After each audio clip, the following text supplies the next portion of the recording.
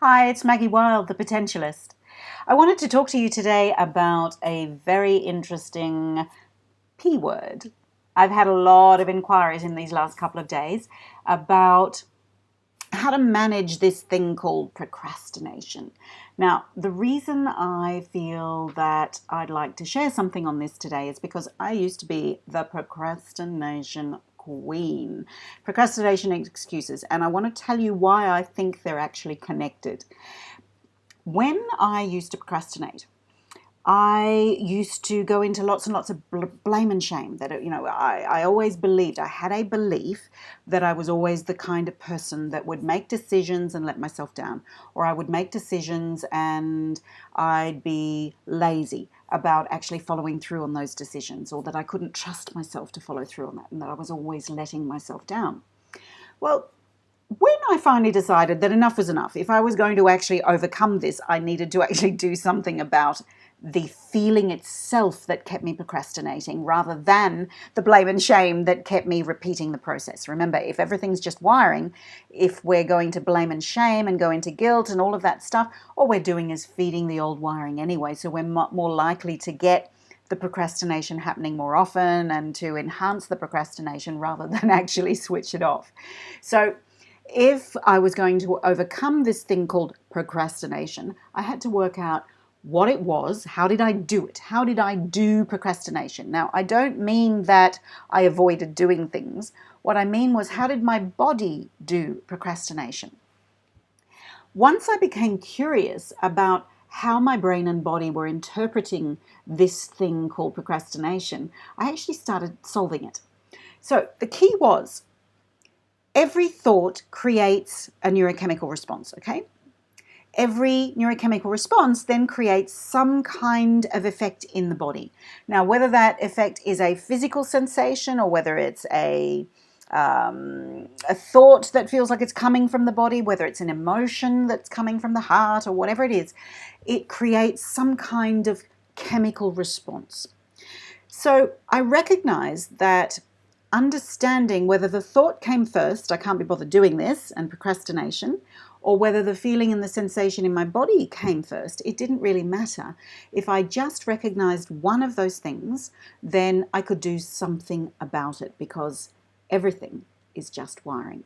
Yeah, it starts in the brain and it then is produced as a sensation or a result in the body. So I decided to get really curious. I used my emotional reaction detective technique, where I would just observe myself being a procrastinator. And I tried to work out whether there were patterns around the types of things I was procrastinating on, or whether it was this or whether it was that. But there was no pattern with regards to when I procrastinated. The pattern was, it was the same sensation, whether I was procrastinating about going to the gym, or procrastinating about finishing a task, or procrastinating about cooking dinner, or procrastinating about making the bed. It didn't really matter. The actual actions and the tasks that I was setting myself or making decisions about procrastinating on were different all the time. It was actually the sensation in my body that was the same. The thoughts were often similar, but not always the same. So I kind of went to what was the same. And the thing that was the same all the time was I would get this kind of uncomfortable feeling in my solar plexus area, just kind of in the center of my body. Now, everybody does procrastination in a different way, but what I want you to do is start getting curious. Rather than going into blame and shame, oh my God, I'm procrastinating again, here I go. Stop, pause, get out of your head. Bring your attention down into your body and recognize where in your body, how do you do procrastination? Is it a sensation of stuckness in the belly? Is it a sensation of heaviness in the chest? Is it something else? Just try and work out where your body is interpreting the thing that's going on in your brain, the stuckness that's going on in your brain. And when you become curious about what your body's doing in order to procrastinate, then you can do something about it. You can interrupt the message that's coming from the brain to that part of the body. And when you interrupt that message, you can allow the brain to think a different thought, which can produce different neurochemicals. So at the current thought that's going on for procrastination, or the current sensation, If it's producing neurochemicals that are making you feel less motivated, more stuck, more disappointed, whatever it is, then if you can do something about getting curious to interrupt that flow of electrical energy, then you can actually create a space in your brain and your body to hold a different thought and therefore produce a different emotional state, a different neurochemical response. So I decided to get curious. So what I would do is just witness. For the first couple of times that I recognized that I was procrastinating again, I would just witness my body. And I'd witness this feeling, this regular pattern and feeling in my body. And I would begin to do a brain training recipe on clearing that energy, just switching it off, switching off the electrochemical response that was creating that sensation in my body. And remember, one of the things, and I'm going to, down below, you'll actually see as part of the blog, you'll see a brain training recipe to shift procrastination on. Wherever you do it in the body, you may not do it in your solar plexus, you may do it somewhere else. But the other key that I found with procrastination was that I recognized, once I started to clear it, I recognized that the sensation and the instinct that I was getting that was causing me not to do anything was actually similar to the instinctual feeling I used to get when my gut was trying to tell me something, when my intuition was trying to send a message to me. Now remember, every one of us is born with instinct, with intuition.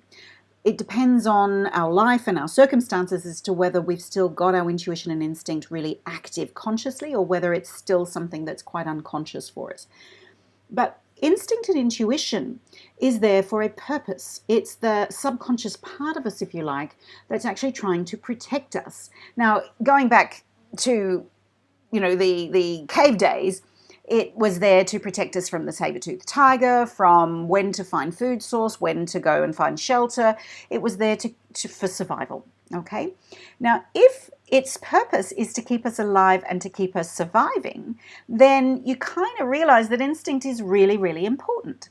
Now, later on in life, now in these days when the life isn't as dangerous as waiting for the saber-toothed tiger to find us in the cave or sniff us out, then this feeling, this sensation that we get, which is very similar to the sensations and the kind of stillness that we get when we're procrastinating, then often what I find is that if we can clear the sensation of procrastination, we can get to the truth of what's actually going on. As we move through the brain training recipe and we're asking, what if this procrastination could speak, or this sensation in the body could speak to me, it might say, and it might actually be your instinct saying, this isn't really the right thing for you right now, or it's the wrong timing, or you need to be patient right now.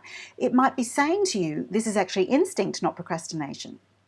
But when you clear it, and if you discover it's not instinct, that it is actually old wiring causing you to find excuses because it held, as you ask those questions, this time you're going to find answers that might be, I'm scared of succeeding, or I'm scared of failure, or what if I fail, or I've done this before and I failed. And if that's the message underneath this feeling of procrastination, then you can begin to deal with what really is going on. It's not procrastination, it's actually fear. So you could deal with clearing the fear and the scaredy cat experiences. Yeah.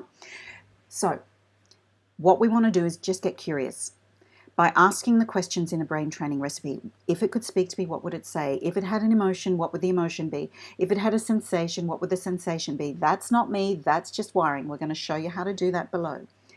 Once we begin to clear that, we're going to determine, A, is it instinct trying to tell you a message, this is not the right timing for you right now, do something else?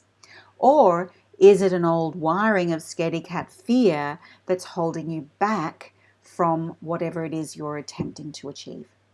So if you have any questions, let's get curious about that too and reach out, ask for help.